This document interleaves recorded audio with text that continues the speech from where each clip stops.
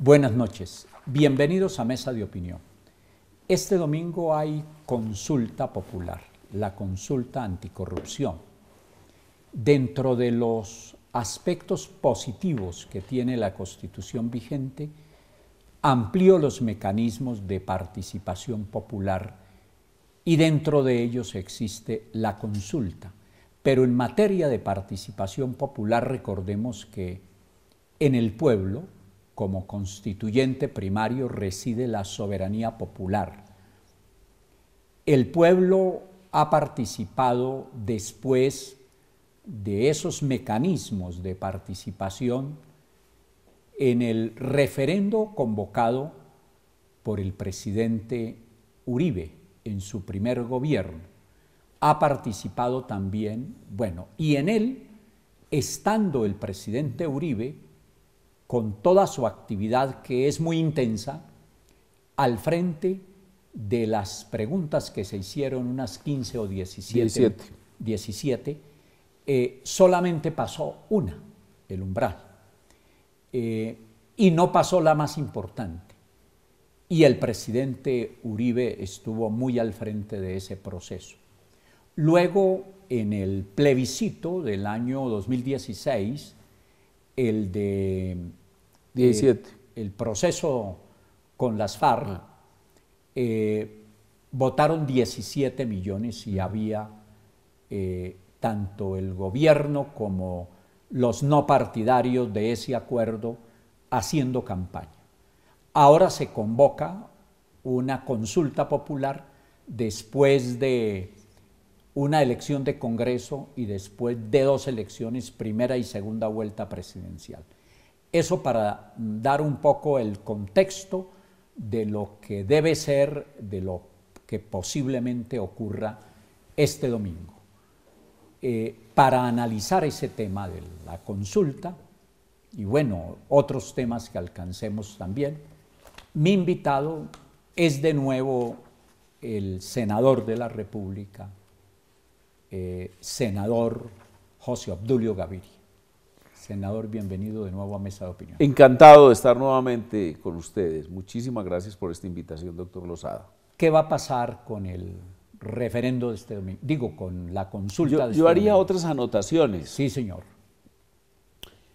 El sistema aprobado en el 91, que luego se desarrolla en la ley 134, y posteriormente una del Congreso en el que yo estuve, la 17. La 1715.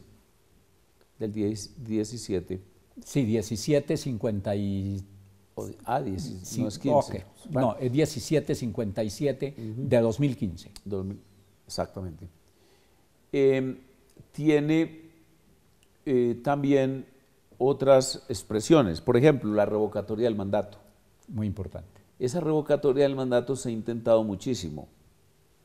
De hecho, ocurrió este año que se aprobó por fin una.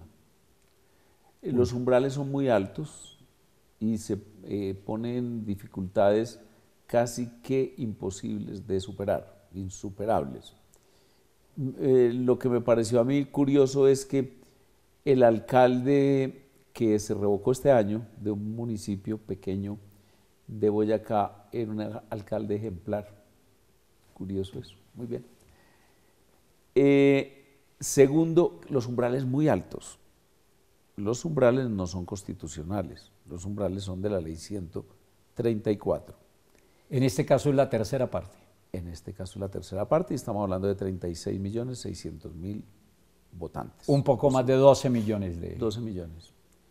Y por otra parte también no pueden coincidir con días de elecciones. O sea que está todo hecho para que no funcione. Sí. Umbral muy alto y coincidencia. El presidente Santos, que es tan avispado, ¿qué hizo? Bajó el umbral. Puso un atajo y bajó el umbral para sí y también permitió la votación en día concurrente con otra elección.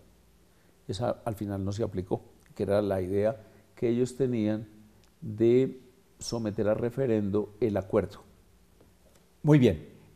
Presentado ese panorama así, lo decimos no porque seamos enemigos ni más faltaba de la participación y mucho menos de la participación para decidir, para motivar al pueblo colombiano en torno de el combate al principal cáncer de este país, que es la corrupción. Lo decimos es para llamar la atención desde el comienzo sobre la manera como no se planea en este país. Sí, no ha funcionado. Bueno, entonces ahora estamos, como usted dijo, tuvimos un referendo del gobierno del presidente Uribe que le puso todo el entusiasmo. Yo personalmente estoy de acuerdo con el presidente Uribe de que el Consejo Nacional Electoral prácticamente hizo un fraude, y es que modificó el sábado en la noche el censo electoral y subió el umbral como 1 millón de votos más. Y todos los artículos se perdieron, unos por 500, otros por 400, unos por 300.000 votos. O sea que el umbral, si hubiese pasado, si el Consejo Nacional Electoral no se pone en esos asuntos. Y segundo, dejó un mundo de muertos y de militares que no pueden votar en Colombia en el censo. Yo recuerdo, por ejemplo, que ese día descubrimos que el doctor Barco Vargas, que era el padre de una de las ministras, de la canciller, estaba en el registro, en el registro de votantes. Entonces el Consejo Nacional Electoral y la Registraduría se negaron a ponerse en la tarea de depurar el censo. Le propongo muy bien que antes de entrar al análisis un poco más detenido del tema, conversemos con nuestra audiencia en torno de unas disposiciones que están en la propia Constitución y que van a ser muy útiles para la pedagogía que debemos tener en esta época preelectoral de consulta popular. Y luego, en primer lugar, ¿por qué cree que habiendo establecido la Constitución de manera acertada, en mi concepto, que hizo el tránsito de una soberanía nacional a una soberanía popular, indicando que en el pueblo reside el máximo poder, estableciendo unos amplios mecanismos de participación y además estableciendo la Constitución realmente un garantismo político bien importante? ¿Qué ha pasado que no hemos hecho uso adecuado de esos mecanismos? ¿Cómo le digo? Porque los umbrales están elevados y por no coincidir con elecciones. En eso, como nuestro aparato electoral es tan paquidérmico, nosotros todavía tenemos que movilizar al votante en Colombia. Usted lo vivió y yo lo he vivido.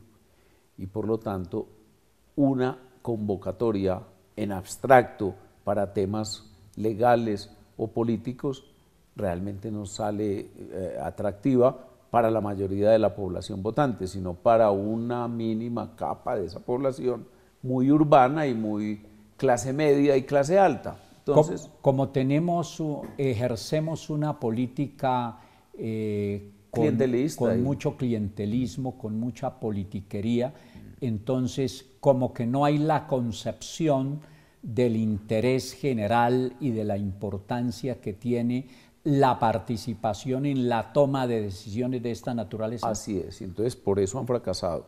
Como digo, el referendo, el único que se convocó. El plebiscito no fracasó, pero también nos lo ganamos los del no, que era una movilización, dijéramos, muy entusiasta, con bajada del nivel de participación, porque recuerde usted que hubo una norma transitoria que bajó el umbral para ese plebiscito, y las llamadas revocatorias.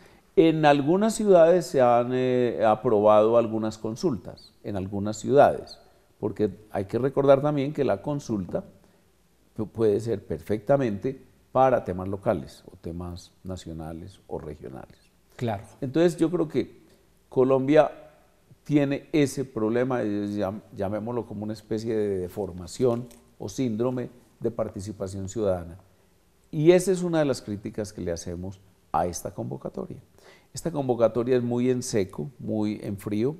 es una convocatoria con visos evidentemente muy populistas y sobre todo es una convocatoria en un escenario de activismo político de la promotora principal, una señora López que pretende, y lo confesó, ser alcaldesa de Bogotá y utiliza esta convocatoria como parte de su presentación en sociedad, o también viene de ser candidata a la vicepresidencia de la República. Antes de seguir con esos temas que no dejan de ser, como usted bien lo dice, bien importante que la gente lo tenga en cuenta, la Constitución establece que de aprobarse una consulta, lo allí establecido en la consulta, lo allí aprobado, queda el Congreso obligado a aprobarlo mediante ley o mediante reformas constitucionales. Hablemos un poco de eso. Mire, la consulta es la pregunta al pueblo colombiano o al pueblo de Medellín o el de Bogotá o el de Cundinamarca sobre una política. Y por lo tanto, lo normal es que sea una pregunta, es una política.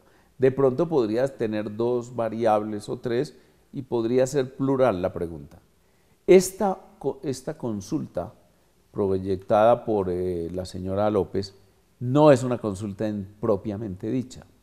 Esta consulta es una forma de un híbrido muy extraño de referendo como el que usted citó y cuyo libro veo y recuerdo que usted editó con el referendo del año 2003, que trae la norma.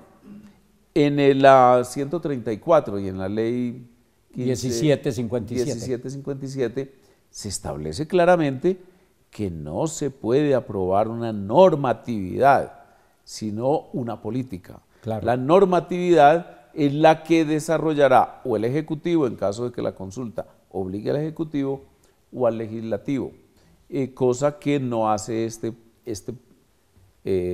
proceso que vamos a hacer el próximo domingo, porque en el próximo domingo lo que someten ellos es el artículo ya redactado. Eso no se puede. Y bueno, obviamente no tiene ningún efecto distinto a un mandato político o a una recomendación política. Yo, por ejemplo, le quiero recordar esto.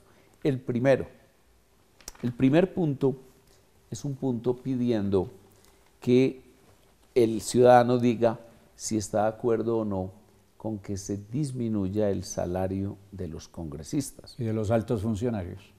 Siempre. ¿Por qué? Porque es que los salarios de los congresistas son el referente de todos los salarios en Colombia, con muy pocas excepciones. Dijéramos, un jardinero que trabaje con una entidad estatal, un soldado profesional, etc. En general, todos los salarios están referenciados por el salario del congresista. Le pongo un ejemplo. Un congresista gana tanto dinero y por lo tanto, por ese solo hecho, los magistrados de las altas cortes, todos ganan el mismo salario. O sea que entonces se disminuye el de todos los magistrados. Pero además, los magistrados vienen como en una especie de escala, o llamémoslo más bien como pirámide. Y entonces hay magistrados de tribunales, o sea, los que hay en Bogotá, que no son los de la Corte Suprema Constitucional o el Consejo Superior de la Judicatura, etc. Entonces ellos ganan un porcentaje del salario del magistrado de la Corte y por lo tanto se disminuye en la misma proporción, dado que es un porcentaje, o sea, referido al salario del magistrado. Lo mismo ocurre, por ejemplo, en el ejército, en todas las fuerzas militares. Los generales tienen un salario, los coroneles un tanto por ciento, los mayores otro tanto por ciento, y así sucesivamente. Bueno, pero hay una cosa muy de fondo que quiero que analicemos después de la pausa. Dice la ley que en el evento de ser aprobadas las preguntas, que ojalá en mi concepto que lo fueran, porque otra cosa es que por falta de planeación y de pedagogía es muy difícil llegar al umbral, pero ojalá que lo fueran. Yo inclusive utilizaría otra palabra, es imposible. Ajá. Porque son 12 millones y algo más. 200.000. y normalmente, por ejemplo, el plebiscito, recuerde usted esa movilización tan impresionante. Fueron 13 millones. 13 millones. Pero a ver, es que voy para esto, senador. Resulta que la ley establece que de ser aprobada la consulta, las disposiciones que son de ley, pues tendría que aprobarlas el Congreso por medio de una ley. Y las que son de reforma constitucional a través de un acto legislativo. Así es. Pero viene aquí algo que no veo que lo hayan planteado, y es que de no ser aprobados por el Congreso, en el evento hipotético que el Congreso no lo hiciera, lo adoptaría el gobierno a través de decreto. Eso podría hacerlo a través de un decreto legislativo el presidente de la República en tratándose de las leyes, pero no en tratándose de una reforma constitucional que solamente se puede hacer a través de un acto legislativo, de un referendo o de una asamblea constituyente. El presidente no podría por decreto reformar la Constitución. Eso y mucho más después de una pausa.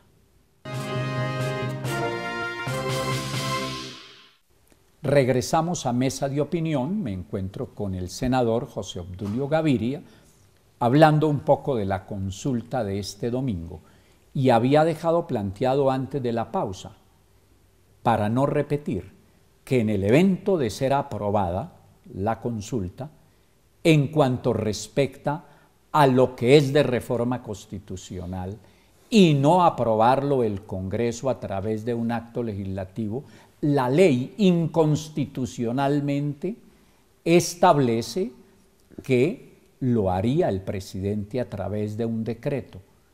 La Constitución no podría ser reformada porque en este caso el pueblo habría actuado como constituyente, constituido, limitado. Que ese es un referendo, el que podría haber hecho viable esa aplicación. ¿Ahí qué pasaría? No, simplemente que entonces viene un entrabamiento, eso es normal, se llama bloqueo constitucional, son normas inaplicables. Aunque yo creo que si llegase a aprobar el pueblo colombiano en esta consulta, las dos normas que requieren una reforma constitucional, yo creo que llevándolas al Congreso se aprueban, que son la rebaja del salario. El gran beneficiario de la rebaja del salario es el gobierno. El gobierno, nosotros tenemos un déficit fiscal que puede estar por el 3%. Algunos dicen que es un poco superior. ¿El 3% del PIB? Del PIB, que es muy alto. Por ejemplo, Perú está haciendo esfuerzos tributarios y está en el 1.3. Y incluso España en este momento está sin déficit. Usted sabe cuál fue el problema de Portugal. Portugal se iba a arruinar, se iba a morir. Y está haciendo un gran esfuerzo y ya creo que va en el 3 también. Pero haciendo un gran esfuerzo. Entonces, pues es como ponerle en bandeja de plata una solución al gobierno del presidente Duque. Y es una disminución general de salarios sin que él tenga el costo político, porque el costo político lo son los promotores de la reforma. Y el costo político es rebajarle el salario prácticamente a todos los trabajadores o servidores públicos de Colombia. El otro es los periodos, que el presidente Duque tiene esa misma opinión, que no deben ser más de 3 periodos en una corporación, y ya presentó el proyecto. O sea, sí, bueno, pero mire, dispénseme que me refiera a uno de mis libros, porque no es que me lo haya inventado ahora, sino que lo he escrito 3 veces. Yo hablo de una sola reelección. Para Congreso y para... No, en cada una de las corporaciones públicas. Y para no leer lo que tengo escrito aquí hace años, hago las cuentas que si una ciudadana o un ciudadano quiere estar en las corporaciones públicas, junta local, consejo, asamblea, cámara y senado, 5 corporaciones con una elección, estaría 40 años en las corporaciones públicas. Sí. E insisto en esto, senador Gaviria, lo que me da dolor a mí que todavía me duele esta patria, pero más de lo que yo mismo quisiera, cómo es que hemos desperdiciado algo tan importante que tenemos en nuestras instituciones, y son unos amplios mecanismos de participación, y cómo improvisamos. Pues si queremos realmente hacer que se renueven la política, pues con una reelección bastaría para cada uno muy de los romano periodos. de la antigua Roma, y eso lo llamaban el cursus honorem, Sí. y era partir de un cargo inferior en su juventud e ir ascendiendo hasta el consulado. Y yo creo, por ejemplo, el presidente Duque tiene esa misma opinión, pero el proyecto de él es de 3. Podríamos incluso considerar la posibilidad de que se rebaje a 2, o sea, una reelección. No, con una reelección bastaría en cada corporación. Y hacer el cursus honorem. El concejal de Bogotá pasa a la Cámara, el representante pasa al Senado, y ahí se fueron ya 8, 12, 24 años. 8, 16, 24 años. De manera que... No, son 5 corporaciones. No, pero en el caso de que fueran 3, dijéramos. Ya. Alguien que se reduzca Sí. a Bogotá, a no ser que vaya, por ejemplo, a Chapinero a actuar como edil, y ahí entonces ya serían 8 más. Sí, 8 por 4, 32. A no ser que se trate de excepciones y muy importantes como la del presidente Duque, las carreras políticas se deben hacer para adquirir la experiencia suficiente que permita manejar el Estado con unas mayores posibilidades de acierto. Lo que quiero decir es que en un punto vital de la consulta anticorrupción bastaría con que se examinaran temas como ese. Mire, no nos demos cuenta solamente de lo que debe pasar con el Congreso, sino que deben ser con las 5 corporaciones que hay de elección popular. Eso está incluido aquí como el último punto de la consulta. Es una consulta anticorrupción. En mi opinión, es muy discutible que la reelección sea causa de la corrupción. Yo le pongo el caso norteamericano. En Estados Unidos no hay ninguna limitación distinta a la presidencial como producto de la elección 4 veces de un presidente, de Roosevelt, en circunstancias muy especiales. Entonces ellos hicieron una enmienda, que es la del 51, que establece 2 elecciones, o sea, una reelección para la presidencia. Así es. Para el Congreso no tienen ninguna. Incluso recuerde usted lo siguiente, ahora que estuvo tan en boga Kennedy, Robert, Edward Kennedy llegó con Robert al Senado de la República, al Senado de los Estados Unidos, y vivió toda la vida en el Senado. Él murió como senador, creo que en el año 2007. Estamos hablando del año 64 al 2007. Y nadie nunca puso reparos a la presencia de Kennedy. Y allí es muy recurrente la reelección. Pero bueno, hay otros países que no la permiten. México. Me puse a estudiar el caso, no académicamente, sino ahí googleando, como se dice ahora. Y encontré que hay un gran debate académico sobre la necesidad de abrir la posibilidad de 1 o 2 elecciones nuevas para los congresistas, porque el liderazgo ya está totalmente acabado, ¿no? Es decir, no hay quien haga parte del Congreso, precisamente porque se agota en una sola elección. De hecho, el nuevo Congreso es un Congreso de antipolíticos, en buena parte por eso, porque él fue elegido con la égida y con el discurso político de López Obrador.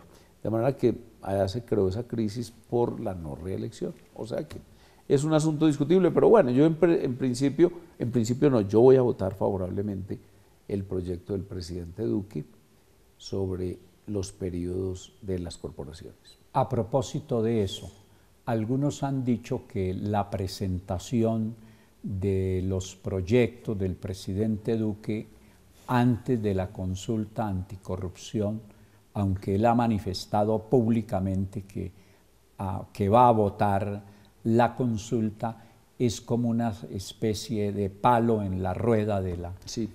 Otros decimos que es el cumplimiento de una promesa electoral y aplicación de un programa político que presentó ante el pueblo colombiano y que yo creo que se va a cumplir por la vía fácil, por la vía expedita y prudente, que es el propio Congreso.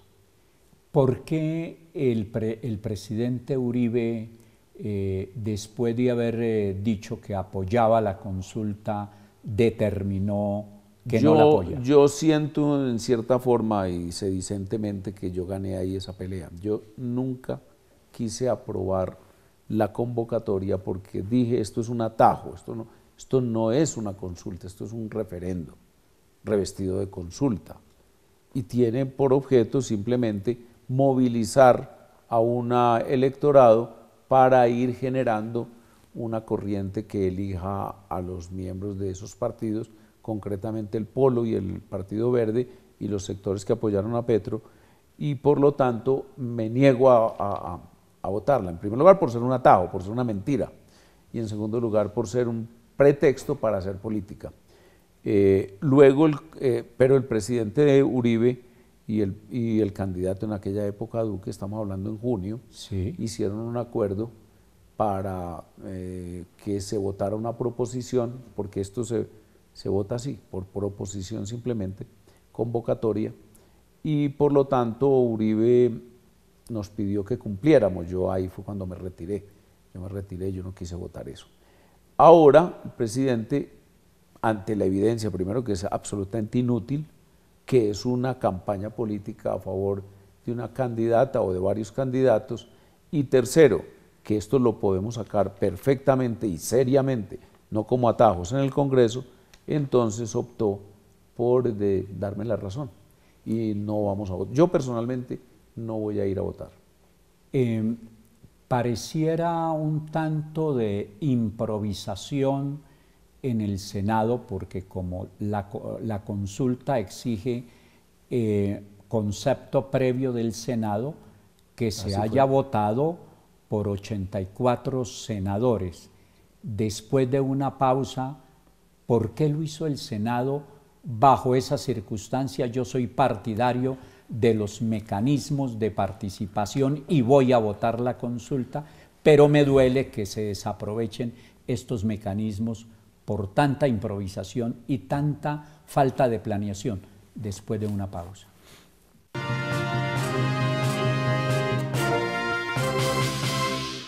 Regresamos a mesa de opinión, había dejado planteado antes de la pausa. Aparentemente el Senado improvisó cuando le dio vía libre en estas circunstancias a esta consulta. Yo creo que se dejó chantajear. ¿Por qué? Porque estábamos en plena campaña presidencial. Ellos, los promotores, llevaron esta consulta de 7 preguntas con 4 millones de firmas, dijeron que era la panacea anticorrupción y querían poner al candidato presidencial nuestro que estaba en el Senado y al presidente Uribe, jefe de nuestro partido, prácticamente como en plan de opositor de una campaña anticorrupción, y los medios de comunicación jugándole a ese cuento. Esa es la razón del Centro Democrático, pero la razón de los otros todos actuaron igual, muertos de sustos, llenos de miedo. Es que hay que ver el partido de la U. Pero será que... ¿Sabe quién? Pero será que por el hecho de que de pronto lo coloquen a uno como no partidario de combatir la corrupción, queda estigmatizado. Comete uno esa improvisación. El único, y le hago aquí un homenaje, sí, que se atrevió, porque yo tampoco hablé, sí, yo fui un cobarde. ¿Por qué? Porque yo dije, yo no voy tampoco pues a ir en contra de los intereses políticos de mi partido y de mi candidato, yo me quedé callado. ¿Sabe quién sí hizo un estudio concienzudo y serio como el que yo tengo aquí para esta proposición? Sí. Roy Barreras. Ajá. Roy Barreras le mostró a la señora López, que en ese momento era candidata presidencial, candidata a la vicepresidencia. O sea, ella defendía la proposición aprobatoria de su proyecto y era a la vez candidata a la vicepresidencia en la fórmula con Fajardo. Entonces, todo el mundo jugó a una especie como de convivencia, pero que era simplemente una postración, un sometimiento a un chantaje, y como tal se aprobó. También me duele la improvisación porque nos cuesta más de 300.000 millones de pesos que realmente vamos a votar. Lo único que puede quedar de esto positivo es que adquiramos mayor conciencia de la necesidad que tenemos de combatir la corrupción. Sí, porque es que la corrupción se refiere principalmente a dinero. Hay corrupción distinta al dinero, pero, por ejemplo, sexual. Hay corrupción sexual, sí. Hay corrupción moral. En general. Hay corrupción en la justicia, hay corrupción en todas partes. O en la justicia y no necesariamente dirigida al dinero. Generalmente sí. Tiene que ver, es un asunto crematístico, sí. Para decirlo pues como sí. Lo dirían en los griegos. Pero en el caso de la consulta, se votan a un hueco, se votan a un basurero 300 y pico mil millones de pesos, en un contrato que es muy cuestionable, porque es un contrato que tiene la registraduría con una empresa que siempre se lo gana. En breves palabras, ¿cuántos votos le ponía la consulta este domingo? Yo no creo que más de 5.200, 5.300, por las circunstancias, porque uno conoce más o menos lo que son claro. Los promedios de participación. Claro. A ver, definitivamente la política es muy compleja, muy variable. ¿Cómo entender que el Centro Democrático, y excuse que me le pase a otro tema, haya terminado votando por el Contralor Córdoba cuando una hora antes el Centro Democrático le había confirmado el apoyo al candidato que tenía? El candidato que teníamos no era el candidato que teníamos, esa era la realidad. ¿El candidato que teníamos no era el candidato que sí, teníamos? Sí, porque nosotros dijimos siempre, y fue una instrucción clarísima del doctor Duque, el presidente Duque, y del propio presidente Uribe, que primero, que no iba a buscarse contralor de bolsillo como ha ocurrido siempre, como ocurrió con la doctora Morelli por parte de Santos, como ocurrió después con el doctor que está ahora por parte del propio Santos, es decir, votaciones casi que impulsadas de la Casa de Nariño, que no iba a haber guiño. Segundo, que no nos interesaba para nada un contralor de bolsillo. Luego, sabíamos que había un nuevo procedimiento que incluso dio resultado, que tenía un actor, la Universidad Industrial de Santander, en la selección de un número determinado de habilitados entre los inscritos. Y luego de ellos nosotros, todos los partidos, íbamos a escoger uno. Y ese uno no necesariamente era, porque no era concurso de méritos, ni el primero, pero tampoco necesariamente el que diera el guiño al gobierno. En consecuencia, quienes se inscribieron siendo miembros del partido, que fueron varios, entre ellos 2 inscritos más 6 simpatizantes, de los 10 presentaron sus nombres, pero el partido nunca les dijo, ustedes son el candidato. Y de un momento a otro, y de una manera un poco precipitada, una hora antes, impusieron o hicieron que se realizara una votación sin ningún objetivo, dado que ya los otros partidos que nos están acompañando en la, por ejemplo, aprobación de mesas directivas y lo más seguro en la agenda legislativa, ya habían nominado otro candidato. Entonces nosotros, ¿qué estábamos haciendo ahí? Por lo tanto, yo me retiré. Yo dije, bueno, esto no tiene mucho sentido, y esperé a que el presidente Uribe actuara, y el presidente Uribe les dijo, ustedes están saliéndose de un lineamiento, y es que no hay candidato oficial. Es decir, el partido respeta la decisión mayoritaria de estas organizaciones, Partido Liberal, que fue el primero que nominó, Partido Cambio Radical, que fue el segundo, Partido Conservador, que fue el tercero, Partido de la U, que fue el cuarto, al mismo candidato, que estuvo muy bien en la selección, fue el segundo. Varias cosas, senador. ¿Por qué habla del guiño presidencial si el presidente Duque dijo que en eso no se metía. Precisamente por eso no había guiño presidencial. Entonces, ¿cómo se quería que hubiese un candidato propio nuestro con guiño presidencial si el presidente lo había dicho? No voy a ir, no voy a participar, quiero independencia absoluta del Congreso. Entonces, ¿podría interpretarse que la decisión de los senadores y representantes del Centro Democrático, distintos a 12 que votaron por la FORI, tiene el propósito de hacer equipo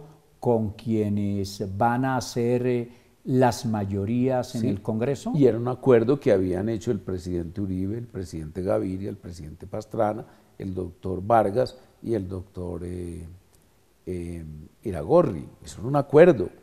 Por lo tanto, nosotros simplemente nos atuvimos a ese acuerdo. Pero usted, que lo entiendo como un libre pensador y como una persona que le cabe en la cabeza el país y lo estudia bien y las instituciones, ¿no le parece que lo que debe hacerse con el Contralor es que no pertenezca a la coalición o a quienes están con el gobierno para que el control sea más efectivo? No, no es posible, porque entonces sería para la oposición y sería un entrabamiento absoluto. Lo que debemos buscar, y ojalá haya una reforma al respecto, es una entidad completamente distinta. Primero, no contralorías municipales. Segundo, no contralorías departamentales. Y tercero, una contraloría moderna, acorde con el hecho de que hoy estamos en un sistema de redes sociales, de un iPhone rodando en todos los sitios, una cámara rodando en todos los sitios, una constancia gráfica en todos los sitios, que permitiría perfectamente estar conociendo en vivo y en directo cualquier situación anómala. Estoy de acuerdo con acabar con las contralorías departamentales y municipales, las que quedan, pero en esa eventualidad, ¿cómo se ejercería el control fiscal sobre los dineros que no pertenecen al presupuesto nacional, sino a los presupuestos departamentales y municipales? Precisamente por eso estoy diciendo, porque ya es tan evidente la posibilidad de que un solo órgano muy tecnificado intervenga en todas las instancias, incluyendo los departamentos administrativos, las superintendencias y además las empresas comerciales e industriales del Estado, que perfectamente podría ese solo organismo tener la integridad del control fiscal. Pero eso a nivel del Estado central y los fiscos departamentales y municipales, ¿quién los controlaría? Igualmente, con la acción de un solo organismo ultra tecnificado, ultra moderno, ultra calificado. ¿Y eso no le parece que sería un retroceso en materia de la descentralización? No, es un avance por los mecanismos tecnológicos a los cuales tenemos hoy acceso. Usted puede perfectamente hacer control hoy en Singapur desde Bogotá. ¿Y eso no va en contra de la descentralización que requiere el país? No, al contrario, va en contra de la actual corrupción basada en esa compartimentación y en ese fraccionamiento del presupuesto, que entre otras cosas, en último término, termina siendo un solo presupuesto e incluso hasta en sus orígenes. Por ejemplo, el tema de las regalías, por ejemplo, el tema del situado fiscal, etc.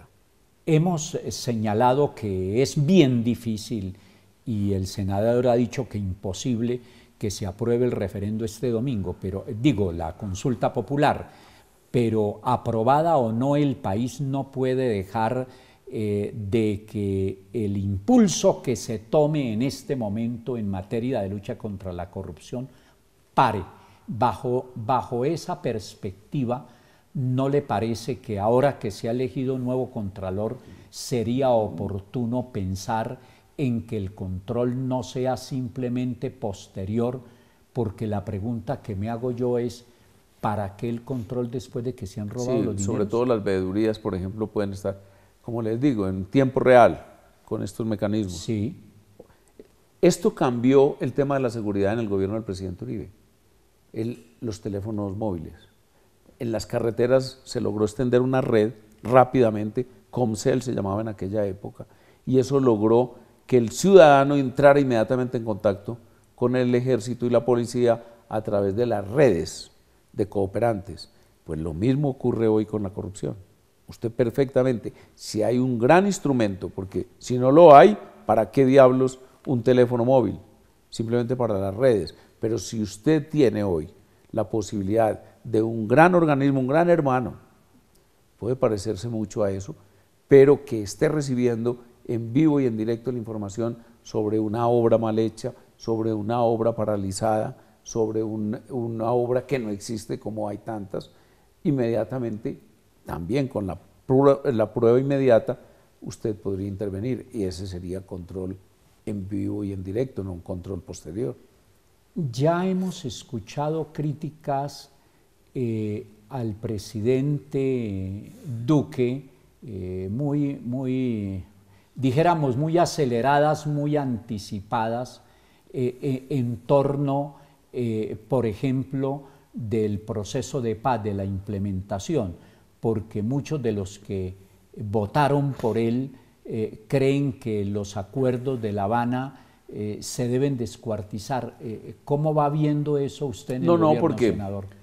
Eso es una palabra trizas que usó algún periodista que es miembro del partido, y por lo tanto la gente puede considerar que ese es nuestro programa, y eso no es así. Nosotros, por ejemplo, estamos muy satisfechos con que haya una muy estable desmovilización de los miembros de las organizaciones criminales, y eso además va a tener todo el apoyo, se va a concentrar todo el aparato estatal a lograr que eso sea muy exitoso, no como ocurrió con Santos, que fue prácticamente la debacle, un caos absoluto, y manga por hombro y además corrupto. Los proyectos, los mismos miembros de las FARC han cuestionado esa viabilidad de los mismos.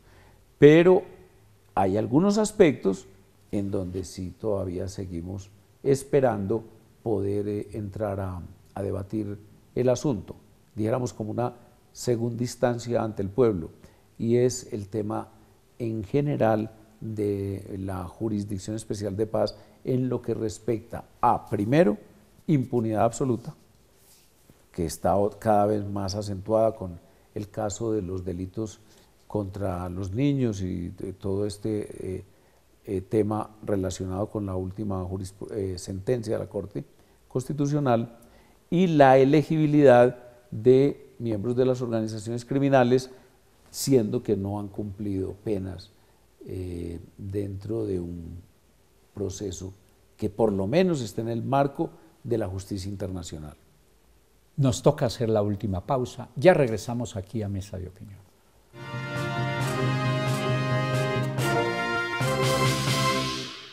Regresamos a Mesa de Opinión, a su última parte. Senador Gaviria, ¿por qué tenemos la costumbre en este país de presentar tantos proyectos, tantas reformas aisladas de todo lo que anunció el presidente Duque? ¿Por qué no hacer un gran proyecto, por ejemplo, de reforma constitucional en los temas indispensables en materia de justicia y otros tantos? En la práctica yo creo que eso es lo que va a ocurrir. Es que aquí hay una concupiscencia legislativa enorme, un frenesí de presentación de proyectos. Además, cada representante de la Cámara y cada senador llega con su plataforma política y presenta proyectos para convertir esas aspiraciones, muchas veces individuales, en leyes o en actos legislativos. Yo estoy esperando, por ejemplo, cuál va a ser el gran proyecto de la ministra de Justicia.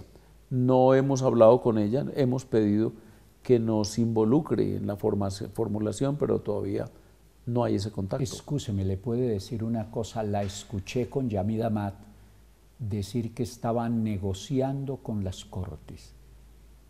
No me gustó primero ¿Usó la palabra? Sí, la palabra negociando. Primero, no me gustó la palabra. Segundo, si se acuerda con las Cortes, no hay reforma a la justicia, la que se necesita, porque ellos tienen que quitárseles unos privilegios y mientras no se les quiten no habrá justicia.